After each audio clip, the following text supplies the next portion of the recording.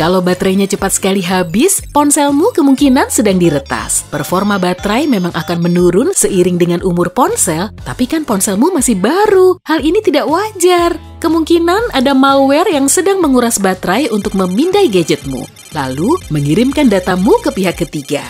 Apa ponselmu ngehang atau lemot saat memuat laman web? Bisa jadi ada malware yang aktif di background sehingga gadgetmu tidak berfungsi seperti biasanya. Kalau sudah begini, kamu juga mungkin akan kesulitan saat mau keluar dari aplikasi. Terkadang malah harus sampai merestartnya juga.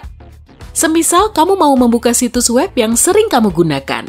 Loh, desanya kok ganti? Salah satu tabnya juga kelihatan paling nyeleneh, padahal lamanya sama. Kamu perlu waspada. Bisa jadi program proxying sedang aktif di ponselmu. Program ini berjalan di ponselmu dan di internet dengan memberi instruksi palsunya sendiri. Bentuk dan warna dial padmu juga bisa berubah kalau ponselmu diretas orang lain. Ada aplikasi bawaan yang memang sudah dipasang oleh pabrik atau penyedia layanan di ponsel. Tanyakan semua aplikasi ini ke Mbah Google untuk memastikan semuanya memang sah. Kalau aplikasinya tidak ada di daftar aman dan kamu yakin tidak pernah memasangnya, berarti ada yang sedang mengincar datamu. Aplikasi tersebut bisa merekam panggilan, membaca pesan, mengakses akun medsos, dan aplikasi perbankan onlinemu. Scammer bisa mengacaukan kamera ponsel dari jarak jauh. Tiba-tiba ada foto dan video aneh di ponselmu. Kamu sendiri bahkan yakin tidak pernah mengambilnya. Begitupun saat flash ponselmu berkedip sendiri, aplikasi kamera akan menguras banyak baterai, lalu membuat ponselmu ngebul bahkan saat kamu tidak memakainya.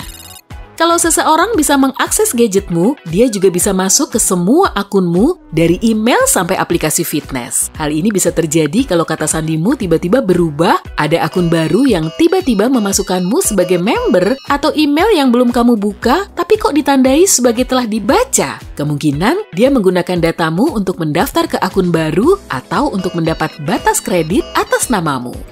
Penjahat siber juga bisa menggunakan ponselmu untuk melakukan panggilan mahal atau mengirim pesan ke luar negeri yang nomornya bertarif premium. Mereka sering menawarkan jasa seperti ini ke klien untuk mendapatkan keuntungan. Nah, untuk mengirim data, mereka akan memasang aplikasi berbahaya di ponselmu yang juga menguras trafik internet. Kamu bisa mengamati aktivitasnya di akhir bulan kalau tagihan datamu tiba-tiba melonjak tajam. Kalau di perambanmu terdapat penanda ke situs web yang mencurigakan atau sering muncul pop-up, kemungkinan itu juga malware. Para penyebar adware akan mendapatkan uang setiap kali kamu mengklik pop-up tersebut. Mereka juga bisa membuat ponselmu mengunduh aplikasi berbahaya atau mencuri data pribadimu. Kalau teman atau kolegamu bilang semua emailmu selalu masuk ke folder spam, biang keroknya pasti penjahat siber. Mereka bisa mengubah konfigurasi email agar emailmu dikirimkan melalui server yang tidak sah. Dengan begini, mereka bisa membaca semuanya. Bunyi aneh atau gema selama panggilan terputus, tidak bisa menelepon orang lain padahal sinyalnya bagus. Semua ini juga perlu kamu waspadai. Penyebabnya bisa saja masalah teknis, tapi kalau terjadi secara bersamaan, sudah pasti ada orang yang meretas ponselmu. Sebagian scammer bisa mengakses ponselmu melalui aplikasi yang kamu unduh dari App Store atau Play Store. Saat kamu mengunduhnya, beberapa aplikasi bisa mengirim data ke server asing. Data ini bisa berupa alamat IP, bahkan lokasimu.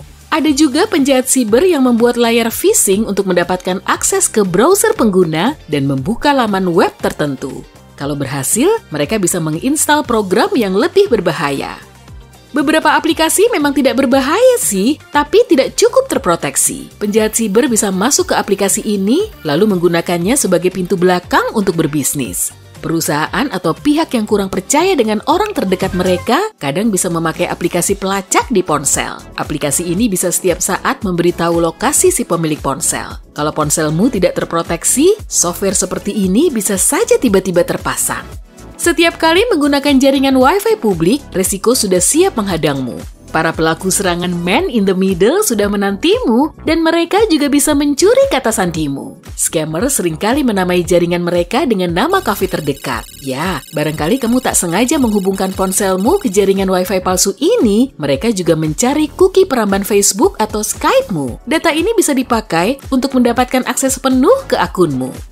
Saat mengecas ponsel di bandara atau hotel, kamu tidak cuma sedang mengisi dayanya loh. Kabel USB standar bisa menginformasikan nama dan jenis perangkat, nomor seri, produsen, informasi sistem operasi dan file, serta ID chip elektroniknya.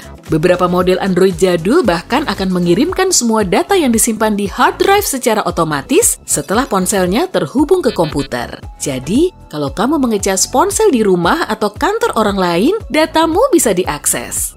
Kamu bisa saja menerima pesan atau email berisi tautan ke foto yang memintamu agar segera mengeceknya. Atau mungkin dokumen penting yang berisi cara mendapatkan restitusi pajak. Setelah mengklik tautan di pesan phishing itu, kamu akan diminta untuk memberikan data pribadimu atau mengunduh aplikasi yang akan mencurinya.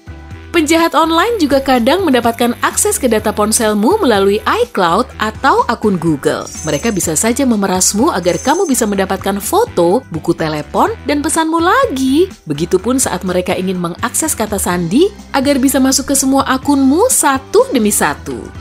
Kalau cukup cepat, para pencuri data bisa menggunakan bug di sistem operasi untuk melancarkan kejahatan sebelum masalah di ponselmu teratasi. Masalah hardware pun bisa loh menyebabkan kebocoran data. Untuk melindungi gadget dan data pribadimu, unduh aplikasi dari App Store resmi saja ya. Carilah aplikasi yang mau kamu install di Google App. Baca juga review dari pengguna lain agar ponselmu tetap aman. Jangan lupa cek ponselmu secara rutin, sehingga kamu bisa tahu aplikasi yang tidak kamu gunakan atau tidak pernah kamu pasang. Segera hapus sajalah kalau kamu melihatnya. Selalu baca semua izin yang diminta aplikasi sebelum kamu menjalankannya. Nah, kalau permintaannya terlalu banyak, pikir-pikir lagi deh. Aplikasi penghitung langkah tidak perlu tahu soal detail perbankanmu atau membagikan data ke perusahaan fitness rekanan, kan? Pasang aplikasi keamanan ponsel yang dilengkapi dengan pemblokir panggilan dan firewall. Aplikasi ini akan melindungimu dari unduhan yang mencurigakan. Gunakan aplikasi chatting yang menerapkan end-to-end encryption saja, agar komunikasimu tetap personal. Pasang juga aplikasi VPN kalau kamu terpaksa menggunakan jaringan Wi-Fi publik. Jangan sekali-sekali menghubungkan ponselmu ke jaringan yang mencurigakan ya, seperti Wi-Fi gratis 123 atau Wi-Fi gratis hore-hore. Selalu perbarui sistem operasimu ya. Dengan begini, kamu akan mendapatkan semua perbaikan bug dan patch sebelum penjahat memanfaatkannya sebagai pintu belakang menuju ke datamu. Jangan asal klik tautan mencurigakan yang kamu terima melalui pesan atau email. Tanyakan dulu ke teman-temanmu, apa mereka memang telah mengirimnya. Selain itu, cek lagi perusahaan yang menawarkanmu fasilitas tertentu. Jangan sekali-sekali membagikan sandi atau data pentingmu seperti detail perbankan melalui telepon. Jangan aktifkan hotspot pribadi di tempat umum, nonaktifkan juga data seluler dan Wi-Fi saat tidak digunakan. Dengan begini, malware tidak bisa melakukan update ataupun aktif di background. Bawalah power bank atau charger agar kamu jauh-jauh dari tempat pengisian baterai bersama atau komputer orang lain. Kalau kamu mengamati ada yang sedang meretas ponselmu, segera pasang dan jalankan software anti-malware. Aplikasi ini akan memindai ponselmu untuk mencari aplikasi jahat dan proses mencurigakan yang berjalan tanpa sepengetahuanmu. Segera hapus semuanya. Untuk lebih amannya, hapus juga semua aplikasi yang kamu install sebelum terjadi peretasan. Ganti semua kata sandimu secepatnya, ponselmu bisa menghasilkan kata sandi yang aman kok. Klik pada kolom kata sandi dan pilih gunakan kata sandi kuat untuk menyimpan sandi yang disarankan. Kalau di iOS, terdiri dari 19 karakter dengan 3 rangkai 6 huruf yang dipisahkan oleh tanda strip. Aktifkan autentikasi 2 faktor pada semua layanan penyimpanan cloudmu. Kalau masalahnya tidak juga teratasi, reset ponselmu ke setelan pabrik. Tapi sebelum mereset, jangan lupa cadangkan dulu data-data pentingmu. Untuk iPhone, aktifkan cadangan iCloud di Setting Storage and Backup. Untuk ponsel Android, buka pengaturan, lalu akun, dan pilih akun Google-mu. Pastikan semua aplikasi dan layanan telah kamu sinkronisasi ya. Kamu juga bisa mentransfer foto, video, dan file penting lain ke komputer atau flash disk. Jangan lupa juga simpan kontak dan kalendermu ke cloud.